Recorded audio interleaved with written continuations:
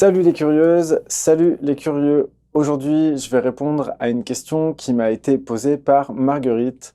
Marguerite me dit, Mathieu, j'ai l'impression d'avoir loupé ma vie. J'ai eu plusieurs fois des occasions en or, mais je n'ai pas su les saisir. Aujourd'hui, j'ai 73 ans et j'ai l'impression d'être passé à côté de ma vie.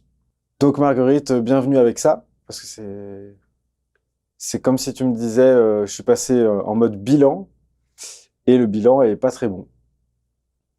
En tout cas, le bilan que tu dresses toi-même de ta propre vie est pas des plus enthousiasmants de ton point de vue. Ça doit pas être évident de vivre ce que tu es en train de vivre. Et j'ai envie de te dire, toutes les personnes qui vont regarder cette vidéo auront peut-être une pensée pour celles ou ceux qui seront au moment du bilan. C'est vrai que ce bilan, à un moment donné, bah, on le fait de temps en temps, quoi. Au cours de notre vie, c'est vrai que les dizaines, apparemment, ça fait faire ça, des bilans.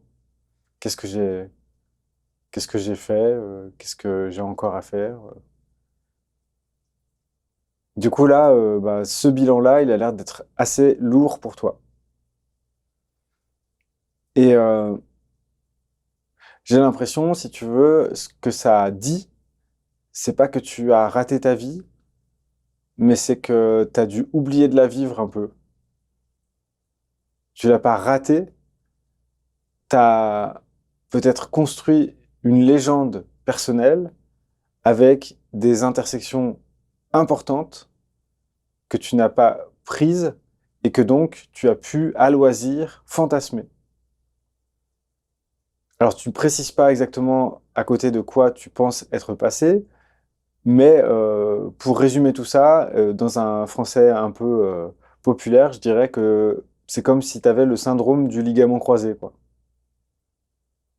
C'est-à-dire que tu aurais pu devenir footballeur professionnel, mais ligament croisé.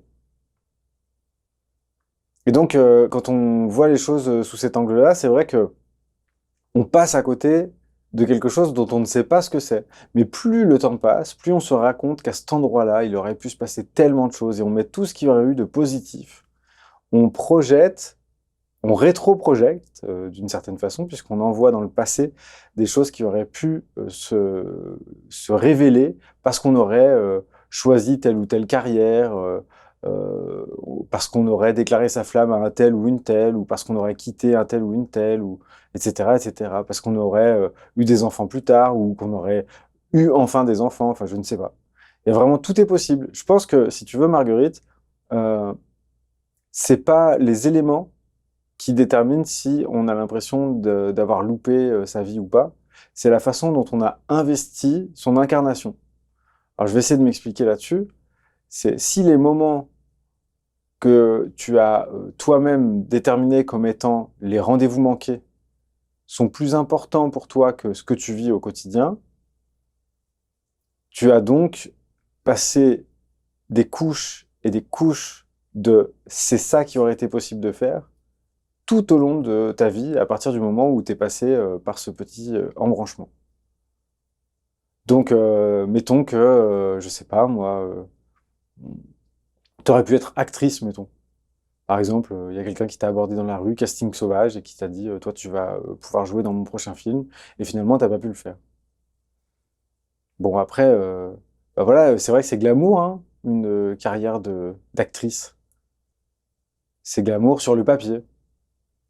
Mais combien de personnes ayant un orteil dans le cinéma essayent de faire rentrer le corps entier sans y parvenir, avec force, douleur et bah, des sacrifices de tout le reste. C'est-à-dire, ils sont en train d'essayer de mettre leur carrière en marche, et à chaque fois qu'ils font un demi-truc dans le cinéma, ils ont l'impression que ça y est, ils sont arrivés, mais ils sont jamais arrivés parce que ça décolle pas. C'est pas parce qu'il y a un casting sauvage qui s'intéresse à toi que derrière tu vas avoir le rôle. Je crois que l'étape d'après un casting sauvage, c'est le fait que tu vas passer le casting. Et donc, du coup, à ce titre-là, bah, le casting sauvage, il peut avoir été fait sur une centaine de personnes. Il y a 100 personnes qui pensent qu'ils vont devenir des stars, et il n'y en a qu'une qui va être choisie. Et si ça se trouve, cette personne, elle va même pas devenir une star ensuite. Donc, il y a vraiment très, très peu de chances que cet embranchement-là soit, au final, ce que tu as dû en faire. Alors, je dis pas que c'est la situation, hein, tu précises pas, mais ça peut être avec autre chose. Transpose ça dans les situations que tu as connues, Marguerite, ou transpose ça dans les situations que tu as connues, toi qui regardes cette vidéo, et vois que, en fait, il y a une tendance au fantasme dans ces moments-là, parce que on n'a pas vécu la réalité. Et c'est bien ça dont il est question, c'est la réalité, elle n'aurait pas ouvert en grand à une carrière internationale en un demi-film. Ou elle n'aurait pas fait de nous des joueurs sélectionnés en équipe de France toutes les fois qu'il y a une compétition. C'est un investissement beaucoup plus long que ça, une régularité beaucoup plus grande que ça, et des sacrifices beaucoup plus grands que simplement un moment où la porte s'entrouvre. Une porte entr'ouverte ne veut pas dire une ouverture complète. Ça veut dire une possibilité d'aller goûter un petit peu qui on est dans cette situation. Et parfois, c'est bon d'avoir eu des aperçus de choses qu'on fera jamais. Je vais aller un peu chez moi. J'ai fait un peu l'inverse, je crois, Marguerite, de ce que tu es en train de faire. À un moment donné où je savais pas ce que je voulais faire professionnellement parlant, j'ai candidaté pour des postes de métier que je voudrais jamais faire. Je me suis retrouvé à cohabiter pendant quelques mois, pendant quelques années parfois, avec des personnes qui faisaient un métier depuis 10, 15, 20, 30 ans, qui allaient faire toute leur carrière à l'endroit où moi, je venais tremper l'orteil pour me dire, bon, c'est pas ça que je veux faire, je sais, mais c'est intéressant d'avoir cette expérience-là. J'étais dans la volonté, juste, puisque je savais pas ce que je voulais faire, ben, je me suis dit que j'allais faire du laboratoire, me dire, tiens, dans ces endroits où j'irais jamais si jamais je faisais pas ces candidatures, bon, il faut que je bosse. C'est ça le point de départ, hein. C'est il faut que je bosse. Donc du coup, qu'est-ce que je fais, sachant que je n'ai pas une envie précise? Eh ben, je vais plutôt aller vers des boulots où on va m'accepter déjà, où généralement je suis surqualifié du coup. En tout cas, j'ai un niveau scolaire beaucoup trop élevé. Donc du coup, désolé, je participe à une dynamique qui est du nivellement par le bas. C'est comme ça, c'est la vie. C'est-à-dire que si je prends l'emploi sur lequel je suis surqualifié, bah, la personne qui est qualifiée pour le poste que j'ai pris, bah, elle est obligée d'aller postuler pour, etc., etc. Donc ça décale le problème. Mais bon, à ce moment-là, j'avais pas cette conscience et je suis allé postuler dans des métiers vraiment que j'aurais pas voulu du tout exercer en tant que carrière. Donc je suis allé vendre des abonnements et des tickets de métro, des cartes, des abonnements sur des cartes de métro à Lyon pendant un an et quelques. Et j'ai croisé des gens qui faisaient ça tous les jours, depuis longtemps, et qui s'imaginaient pas ailleurs, qui étaient vraiment dans un imaginaire vraiment très circonscrit au fait de continuer de faire ça. Ils étaient malheureux, ils n'avaient pas envie de faire ça, mais ils le faisaient quand même. Et ils n'avaient pas du tout l'option dans leur tête de faire autre chose. Donc je suis allé visiter comme ça des endroits qui me disaient rien du tout, mais ça me faisait voir que mon destin, ça serait pas, ce serait pas ce truc-là. Ce serait pas de m'enfermer dans un boulot et de penser que je peux pas faire autre chose. Et d'ailleurs, la preuve en est aujourd'hui, la prophétie s'est réalisée puisque j'ai plein de métiers différents. Enfin, j'ai plusieurs métiers, plusieurs activités professionnelles et que je compte bien continuer de faire plusieurs métiers en même temps, je pense. Ça fait partie de ce que j'ai envie de faire. Ça fait partie de ce qui me plaît. Ça fait partie de la façon dont j'aime régénérer chacun de ces domaines par le fait que les autres existent. Et à ce titre-là, justement, j'ai l'impression que, tu vois, ce que je vais chercher chez moi, généralement, c'est ce qui résonne de façon similaire avec la personne qui me pose la question. Et là, c'est en opposition. C'est, bon, ben, je suis allé voir des embranchements où si jamais vraiment les portes s'étaient ouvertes en grand, je serais resté enfermé dans un endroit que j'aime pas. Donc, ce que je veux dire par là, c'est que dans les endroits qu'on n'a pas visités jusqu'au bout, dans les chemins qu'on n'a pas arpentés suffisamment, on a le choix de l'imaginaire qu'on pose sur la suite possible. C'est le film qui se met, qui choisit toi-même la suite, le livre dont tu es le héros, choisis toi-même la suite de l'histoire, etc. C'est exactement ça. C'est au moment où on a arrêté. Donc si je reprends mon exemple du casting sauvage, au moment où on t'a proposé et toi, bah peut-être tu pouvais pas parce que j'en sais rien, moi, interdiction, impossibilité, etc. Bah t'es pas allé passer ce casting. Et c'est vrai qu'il y a un gros point d'interrogation sur ce qui se serait passé si jamais. Et toi, tu as remplacé ce point d'interrogation par la certitude que ça aurait été vraiment mieux.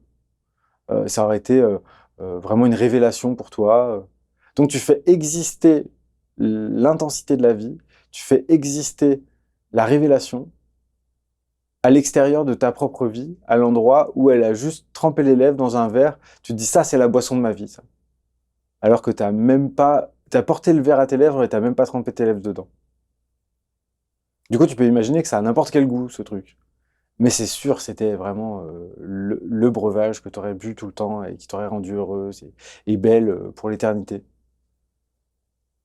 Donc je vois, en fait, si tu veux, plutôt une façon de te considérer, plutôt une façon de te traiter toi-même que une opportunité manquée. Tu considères que ce que tu n'as pas exploré, c'est ce qu'il aurait fallu explorer, donc tu fais porter la responsabilité d'une vie complètement loupée à Marguerite. Toutes les marguerites que tu as été, elles n'ont pas été foutues d'ouvrir les bonnes portes, et quand les bonnes portes ont été accessibles, eh ben, elle ne les a pas ouvertes. C'est quand même compliqué à porter comme poids. Sache qu'en faisant ça, tu préserves une version de toi qui aurait pu vivre la perfection. À mon sens, tu fais exister cette version de toi pour la simple et bonne raison que tu as besoin de ça. Tu as besoin de préserver une perfection humaine, humainement accessible, humainement possible, humainement viable. Donc tu l'as fait exister dans les chemins que tu n'as pas pris. Tu n'as pas renoncé au fait d'être parfaite. Et tu te fais payer tous les jours le fait de ne pas l'être, en disant, bah là, à ce moment-là, j'aurais eu l'occasion d'avoir une vie parfaite. Et je l'ai pas prise. J'ai pas su m'en saisir. Tu te fais payer ça, et en même temps, tu en profites, parce que dans ces chemins que tu n'as pas arpentés, tu mets tout ce que tu veux, tout ce que tu aurais voulu pouvoir vivre. Et je suis sûr que dans ces ingrédients-là, il y a énormément de choses, en fait, qui font pas partie d'une seule vie. C'est-à-dire que si on compile le meilleur de plein de vies, c'est ce que tu essayes de mettre dans ces chemins non explorés. Mais tu peux pas être un best-of de toutes les vies qui se vivent, c'est pas possible. Tu vas vivre la vie de Marguerite et tu l'as déjà vécue en partie. Et c'est cette vie-là dont il s'agit de trouver la couleur, trouver le sens, voir l'intérêt, le fait de se dire, mais Marguerite, si elle est passée à côté de plein d'opportunités, c'est que déjà, bah, il y avait du mouvement. Donc ça veut dire que Marguerite, elle a pas attendu que la vie se passe sans rien faire, puisque sinon elle n'aurait pas eu d'opportunité. Donc à des moments, elle a dû risquer des choses, c'est courageux. Et ce que je proposerais, c'est presque un trajet de renarcissisation, c'est faire le chemin à l'envers et voir à quel point tu as été mobile, voir à quel point tu as créé des opportunités, voir à quel point justement tu aurais voulu embrasser la vie tout entière. C'est ça la frustration qu'il y a derrière pour moi. Tu aurais voulu vivre toutes les vies qui existent. Celle de Marguerite te suffit pas. Pourtant, c'est celle que t'es venu vivre. Je suis sûr qu'autour de toi, il y a plein de gens qui sont contents que Marguerite soit là, que Marguerite existe, de pouvoir se sentir écouté, soutenu, compris par Marguerite. Et donc, du coup, à ce titre-là, ben, c'est une bénédiction pour les personnes. Les personnes qui peuvent s'appuyer sur toi de temps en temps quand ils ont besoin, qui trouvent auprès de toi une lucidité que peut-être eux n'ont pas. Mais la lucidité que tu as pour les autres, parce que je suis prêt à parier que tu as de la lucidité dans la vie, je sais pas pourquoi, euh, cette lucidité, bah, tu en as fait une arme pour te détruire toi-même et pour détruire la valeur de ta vie. Ce que ça dit en creux, c'est que ta vie devrait valoir 1000 fois plus. Et que donc, du coup, derrière, encore une fois, on va trouver de l'ego qui n'a pas été rencontré. Marguerite, elle aurait dû être reine d'Angleterre. Marguerite, elle aurait dû régner sur un royaume, être respectée de tous et être admirée de tous. Parce que Marguerite est une grande femme et peut-être qu'elle aurait aspiré à être au-dessus, à avoir un grand destin.